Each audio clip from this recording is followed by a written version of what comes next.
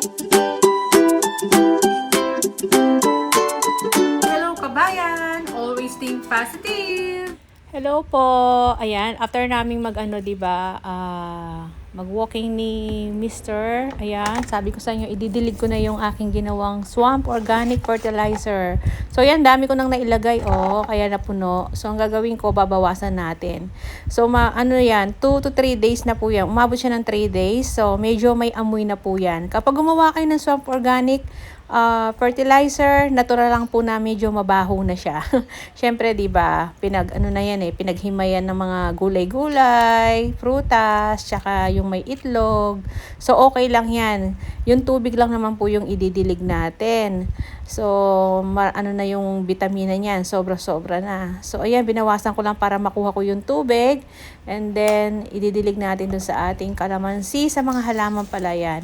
So ginawa ko, chine-check ko muna yung lupa natin kung dry na siya o medyo basa pa. Ayan, medyo dry na siya. Kaya kailangan na nating diligan. Ayan, so yan ang pinagdidilig ko, yung ginawa kong swamp organic fertilizer. Tapos yung sobra niya, nididilig ko rin naman sa ibang halaman pa.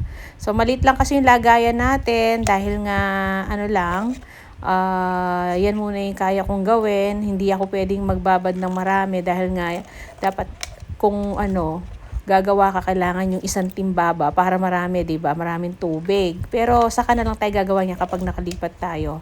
So, pansamantala, ganyan muna. Kahit yung kalamansi lang madiligan ko or yung aking mga mandarin dyan, yung mga prutas ba. Tapos yung iba, tubig na lang yung pinandidilig ko ba. So, ayan tingnan yung kulay. Medyo, may amoy. Kaya wag kayong magtataka kapag, gumawa kayo ng swamp organic fertilizer, may amoy na siya, syempre. Nababad siya ng hanggang 3 araw. So, ayan. Pero effective po siya. Kaya, tinuloy-tuloy ko lang yung aking paggawa ng swamp organic fertilizer. Ayan. Kasi, mapurtina ba? Ayan. So, yan, diniligan ko rin yung aking mandarin. Yan, kasi may tira pa naman. Tsaka yung aking apple. Didiligan ko rin dyan. Kasi, nagdidilig naman ako ng hindi naman araw-araw ba. Kasi, chinecheck ko rin yung lupa. Kung dry na, ayan. Medyo gagawa na ako ng aking fertilizer para ididilig sa susunod na araw. So, ayan yung aking mulberry. So, ganyan ang ginagawa ko. So, ayan, paubos na. At tingnan nyo yung bunga ng aking mga kalamansi. Yung mga naipakita ko sa inyo, diba? So, mga mga bagong bunga na yan. Wala na yung dati Ayan, diba may mga bulaklak pa.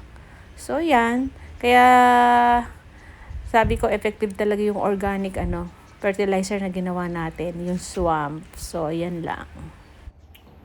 So, ayan, na idilig na natin yung ating swamp organic fertilizer. So, tinapon ko na yung yung mga binabad nating mga iba-ibang diba? Gulay, prutas, tsaka yung itlog, pinagsama-sama ko doon. So, yun, medyo mabaho na kasi siya. Pag 2 to 3 days talagang mangangamoy na siya, mabaho. Pero mas okay yon, mabaho kasi alam mo yung protina niya nandun na lahat, 'di ba? So, dinilig ko na lahat yun. Tapos, tinapon ko na lang yung yung pinagbabara natin dun sa kung saan yung kinukuha na nilang pang compost. So, yun, magagamit nila yon kasi sa Wednesday kukunin yung doon, yung ating bin, yung kulay green na bin, yung mga nabubulok kasi doon namin tinatapon. So, pwede naman kasing kapag gumawa ka ng swamp organic fertilizer, pwede mo pa ring lagyan ng tubig yon para may panibagong na naman maiipon na protina. Kaya lang dahil tayo nagdidilig lang naman tayo minsan after 5 days, ganon. Depende kasi dun sa lupa nung titingnan ko kung dry na o basa pa. So, pag alam ko malapit na ako magdidelay, doon na lang ako gumagawa nung swamp organic fertilizer ko. Kasi nga, bumabaho dito. Syempre, wala naman tayong space dito na pwedeng ilagay sa labas, di ba? At least kapag dun sa bahay natin nakalipat tayo, pwede nating lagay sa labas, dun sa likod. So, siguro timba na yung gagamitin ko doon para mas maraming tubig, di ba? So, yun. Tapos, kapag magpapalit naman na ako, kung itatapon ko na yung mga pinagbabaran kung yung mga gulay-gulay na inipon natin, i-compose ko yon, ilalagay ko sa isasama ko sa lupa, o di ba? Kasi mas medyo may space na tayo doon. Maglalagay ako ng isang lagayan doon na may lupa, bibili tayo lupa, tapos lalagyan ko ng compost. Yun. So dito, kaagad-agad, tinapon ko na. Inalawan ko na sa baba to kasi meron namang doon, gripo. So ito, bababara ko muna siya ng sabon. Medyo may amoy pa siya. Babara natin ng sabon. So ganun yung ginagawa ko. Nakita nyo naman yung kalamansi ko, di ba? Maganda yung kalamansi natin ngayon. Marami siyang bunga. Tsaka marami pang bulaklak. Ayun. Nihintay ko lang si Mr. Mag-aalmusal kami nito. Hinatid niya kasi si Bunso dahil nagpahatid sa sa gym. Nag-gym kasi si Bunso eh. So kami katatapos lang namin walking exercise. So ayun.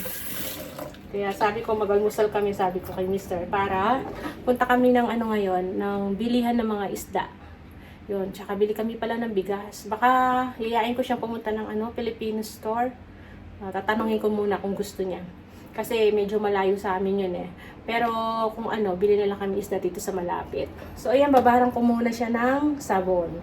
Bago ko siya linisan uli. Dito ko muna sa baba ilagay. So ayan. Siya nga pala, meron akong ngayon, binababad na Ayan, nagkakaugat na siya sa baba, oh. Yung kamote natin. Kasi magpapadahon ako dito. Tapos, kapag may mga dahon na siya, medyo malaki na, aalisin ko yon, ibababad ko ulit sa tubig para magkaroon ng ugat din yon. Tapos itatanim natin. Para meron na akong itatanim kapag lumipat tayo. May talbos kamote tayo. Kaya nakaabang na. Ayan may mga ugat na siya. Ayan. Diba? Yun ang ginagawa ko eh. Mas maganda kasi itanim niya sa lupa kaysa sa paso. Kasi mas mataba siya pag sa lupa siya. Pag sa paso kasi papayat lang niya eh. So, yan. Linisin ko muna dito sa sa sala habang hinihintay ko si Mr. So, siya na lang ulit mamaya. So, yan. Nagbibiyahe kami ni Mr. Pero pauwi na. Galing kami sa Filipino store. Bumili kami ng bigas, tsaka yung mga ibang sangkap. So, mamaya, pakita ko na lang sa inyo pag uwi natin.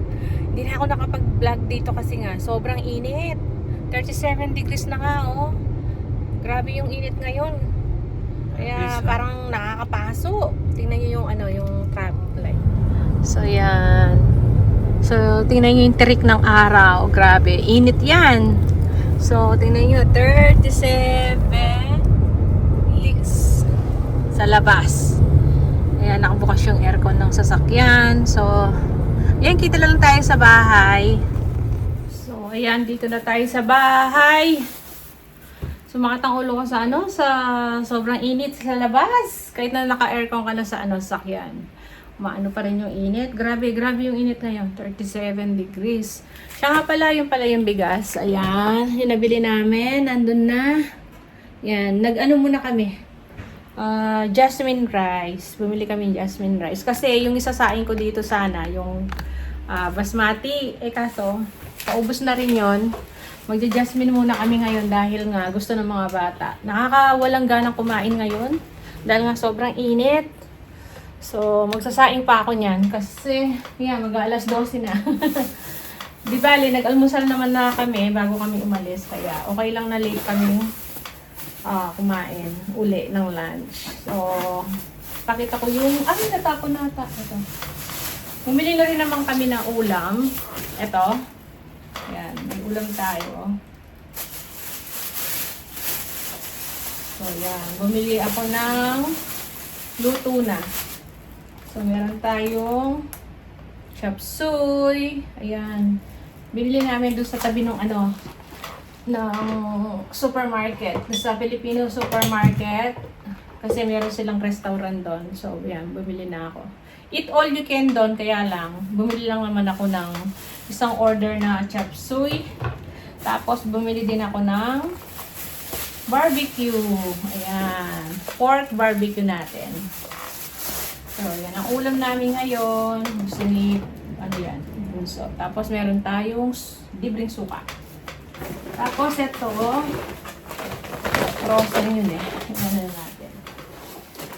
Yung mga bag. Nagdala kami ng bag. Hindi ako ng sotanghon. Nandito natin. Sotanghon.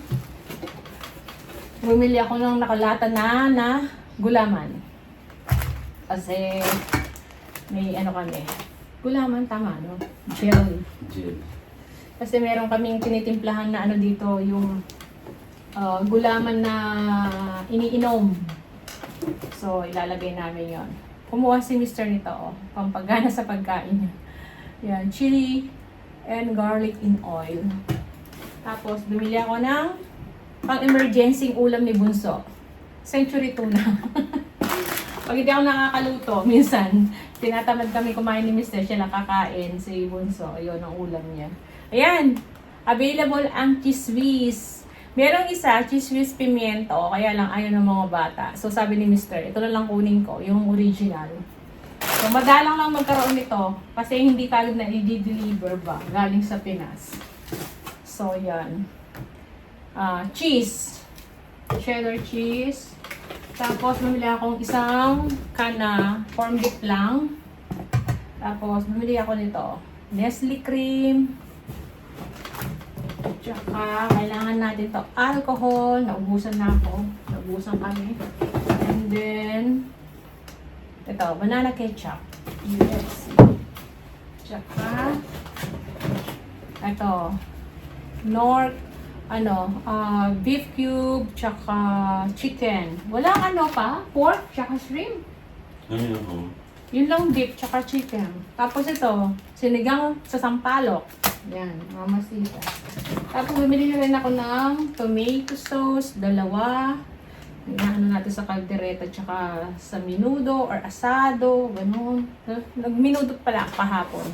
So, meron pa akong tirang karne, baka i-asado naman natin. Tapos ito, spaghetti sauce. So, diba? Yun lang. Tapos, meron tayong mga frozen dito. Ay, ito pala. Oh. Yung ating sapin-sapin, mga kakanin natin. Ayan. Gusto ni Mr. yan. Kumuha siya. Tapos, ito pala. Lagay mo na sa freezer ito. Baka maano. Yan. Kumuha si Mr. ng magnolia. Important yan. Makapuno, ube. Sure. Yan, sure. Diba? Galing sa atin to. Magnolia, no? Oo nga. O baka tamaan. Magnolia. Important. Tapos, bumili kami ng bangus. Yan ang mga frozen natin. Bangus, tsaka mackerel. Whole mackerel yan. 1 kilo ata. So, yan ang mga, sabi ni Dr. dapat yan ang mga kinakain kong isda.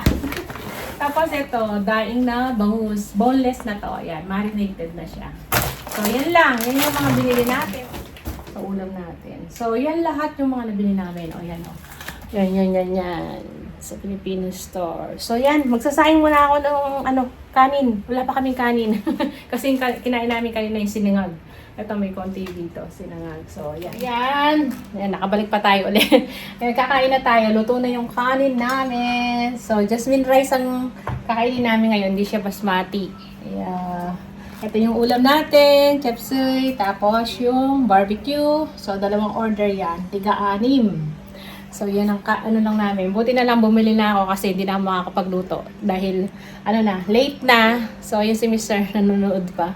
Sabi ko, punta na sila dito. Tsaka si Bunso, tinawag ko na. So, yan, kain na kami. So, hanggang dito na muna yung ating vlog. Tatapusin na muna natin. So, maraming salamat. Kita-kita na lang tayo sa masusunod na video. See ya!